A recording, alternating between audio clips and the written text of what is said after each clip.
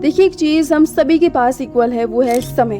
बात चाहे हमारे प्राइम मिनिस्टर की हो, एलोन मस्क की हो या हमारी खुद की, समय तो हम सभी के पास इक्वल होता है। फिर ऐसा क्यों है कि कुछ लोग कम समय में बहुत कुछ अचीव कर लेते हैं और काफी लोग नहीं कर पाते।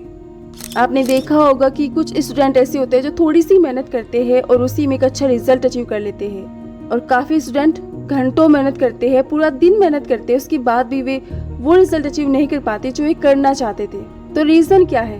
रीजन है आपकी प्रोडक्टिविटी। अगर आपकी प्रोडक्टिविटी अच्छी है तब आप कम समय में बहुत कुछ अचीव कर सकते हो, तब आप पूरे फोकस के साथ, पूरे डेडिकेशन के साथ मेहनत कर पाते हो। और वहीं पर जब आपकी प्रोडक्टिविटी अच्छी नहीं होती तब क्या होता है? आप पूरा दिन मेहनत करते हो, उसके बाद भी कोई रिजल्ट नहीं आता, क्योंकि आपने समय तो दिया है पर मेहनत उतनी नहीं की है। इसलिए बहुत ज़्यादा ज़रूरी है अपनी प्रोडक्टिविटी पर ध्यान देना, उसको बेटर करना। और अपनी प्रोडक्टिविटी को बढ़ाने के लिए सबसे पहले ज़रूरी है प्लान योर डे।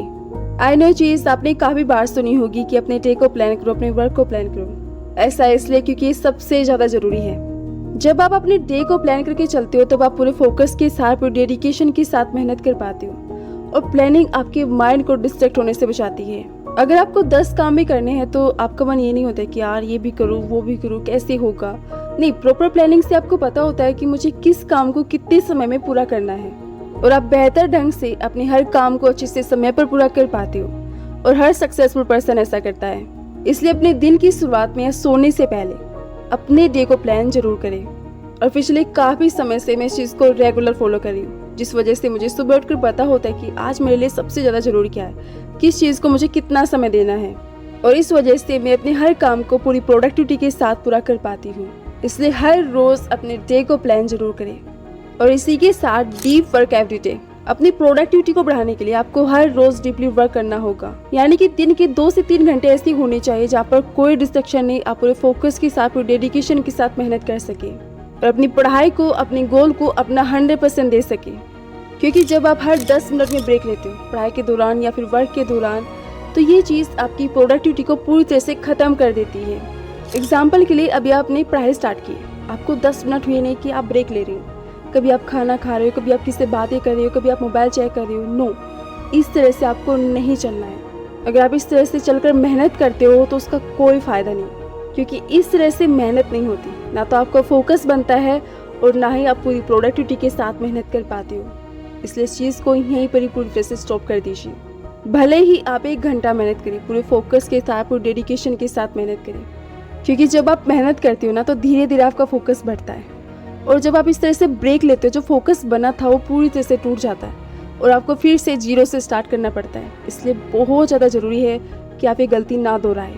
इसी के साथ डिस्ट्रैक्शन को टाइम दीजिए। आई नो आपका सवाल होगा कि ये क्या बकवास है, डिस्ट्रैक्शन को कौन समय देता है। जी बिल्कुल, आपने सही कहा। बट एक सच ये भी है कि हम चाह कर भी सोशल मीडिया को नहीं छोड़ सकते, रील को स्क्रॉल करना नहीं छोड़ सकते, इंस्टाग्राम चलाना नहीं छोड़ सकते, चाहे हम कितनी भी कोशिश कर ले, क्योंकि ये सब चीज़ें आपके लाइफस्टाइल का हिस्सा बन चुकी है। लेकिन एक चीज़ आपके अपने हाथों में जो आप कर सकते हो वो ये कि आपको इन सब चीज़ों को कितना समय देना है, कब देना है, ये चीज़ आप खुद से तय कर सकते हो। अगर आपको इंस्टाग्राम चलाना है तो चलाइए, कोई बात नहीं, बट एक टाइम हमेशा फिक्स रखिए कि हाँ, इस समय पर मुझे इन सब चीज़ों को देखना है। अपनी पढ़ाई के दौरान, अपनी वर्क के दौरान नहीं, बिल्कुल भी नहीं। और जब आप इन सब चीज़ों का एक समय तय करते हो ना, तब आप अपनी पढ़ाई के दौरान, अपने वर्क के दौरान डिस्ट्रैक्ट नहीं होते। आप अपना पूरा फोकस उस समय अपने काम को, अपनी गोल को दे पाते हो, अपना 100% दे पाते हो आप अपनी पढ़ाई को। इसलिए जब भी आप पढ़ाई करने बैठो उस समय हर नोटिफिकेशन को ऑफ कर दीजिए और अपनी पढ़ाई, अपने वर्क को पूरा करने के बाद में 1 घंटा आराम से बैठकर सोशल मीडिया को देखिए। और ध्यान दें, ऐसा नहीं होना चाहिए कि यार 1 घंटा तो देख लिया, चलो 5 मिनट और देख लेते हैं। नो, कब वो 5 मिनट 1 घंटे में बदल जाएंगे आपको पता भी नहीं चलेगा। इसलिए इस चीज़ से आपको बहुत ज़्यादा सावधान रहना है, इस चीज़ का आपको बहुत ज़्यादा ध्यान रखना है। और इसी के साथ मैनेज योर स्लीप। मुझे नहीं पता कि मैं इस चीज़ को आपको कैसे समझाऊं, पर ये भी उतनी ही ज़्यादा ज़रूरी है जितनी बाकी सब चीज़ें। एक गुड स्लीप आपकी प्रोडक्टिविटी पर बहुत ज़्यादा इफेक्ट डालती है। काफ़ी पर्सन कहते हैं कि यार हमें तो 15 घंटे मेहनत करनी चाहिए अगर हमें बहुत कुछ अचीव करना है तो तभी जाकर एक रिजल्ट आता है। नो, अगर आप 6 घंटे भी अच्छे से मेहनत करते हो ना तो वो भी काफ़ी है, क्योंकि प्रोडक्टिविटी के लिए मायने ये नहीं रखता कि आप कितने घंटे मेहनत कर रहे हो, मायने ये रखता है कि जितना भी आप समय दे रहे हो, क्या आप पूरे फोकस के साथ, पूरे डेडिकेशन के साथ मेहनत कर पा रहे हो या फिर नहीं।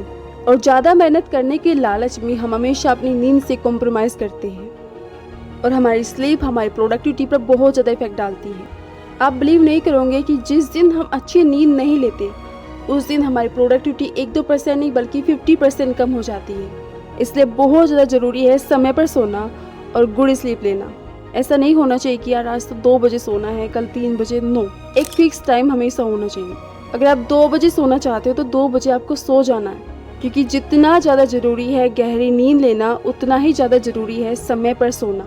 इन दोनों चीज़ों का हमारे माइंड पर, हमारी प्रोडक्टिविटी पर बहुत ज़्यादा इफेक्ट पड़ता है। इसलिए आपको समय पर सोना है, 6 से 7 घंटे की प्रॉपर स्लीप लेनी है। और ये चीज़ मैंने खुद अपनी लाइफ में फील की है। कई बार अपनी वर्क को लेकर, अपनी पढ़ाई को लेकर ऐसे ही कॉम्प्रोमाइज़ किया है, जिस वजह से मैं पूरी प्रोडक्टिविटी के साथ फिर काम नहीं कर पाती। इसलिए बहुत ज़्यादा ज़रूरी है कि हम इस चीज़ का ध्यान रखें, क्योंकि आपकी बॉडी को भी प्रॉपर रेस्ट की ज़रूरत होती है। और जितना ज़्यादा ज़रूरी है प्रॉपर स्लीप लेना उतना ही ज़रूरी है हेल्दी फूड खाना। अगर आप बहुत ज़्यादा अनहेल्दी फूड खाते हो, ओवर ईटिंग करते हो, इस वजह से आपकी हेल्थ तो डिस्टर्ब होती है, इसी के साथ आपकी प्रोडक्टिविटी भी कम हो जाती है। क्योंकि ओवर ईटिंग करने से या फिर अनहेल्दी फूड खाने से आलस बढ़ता है, उबासी आती है, जिससे पढ़ने का भी मन नहीं करता, किसी भी काम को करने का मन नहीं करता। ऐसी कंडीशन में हम बस रेस्ट करना चाहते हैं कि यार थोड़ा आराम करना चाहते हैं, मन नहीं है किसी भी काम को करने का। क्योंकि हमारे खाने का सिर्फ हमारे पेट से नहीं बल्कि हमारे माइंड से भी सीधा कनेक्शन है। इसलिए हेल्दी खाना खाइए, घर का बना देसी खाना। बाहर का जितना भी जंक फूड है उसको कम कीजिए, अगर पूरी तरह से बंद नहीं कर सकते तो। और खूब सारा पानी पीजिए। तो प्रोडक्टिविटी के लिए आपको अपने खाने का, अपनी स्लीप का पूरा ध्यान रखना है। एंड लास्ट है, अपने इन्वायरमेंट को हमेशा क्लीन रखें। हमारा जो इन्वायरमेंट है उसका हमारे माइंड पर बहुत ज़्यादा इफेक्ट पड़ता है। जब आप एक क्लीन या पीसफुल रूम में बैठकर मेहनत करते हो उससे आपका फोकस ऑटोमेटिक बढ़ जाता है।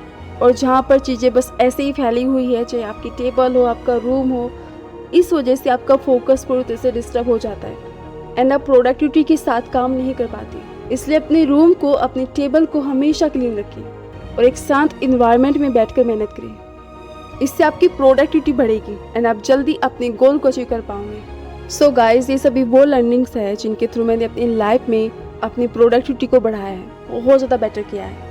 और मुझे पूरा विश्वास है इन सभी लर्निंग्स के थ्रू जब आप इन चीज़ों को अपनी लाइफ में ऐड करोगे इससे आपकी बहुत ज़्यादा हेल्प होगी।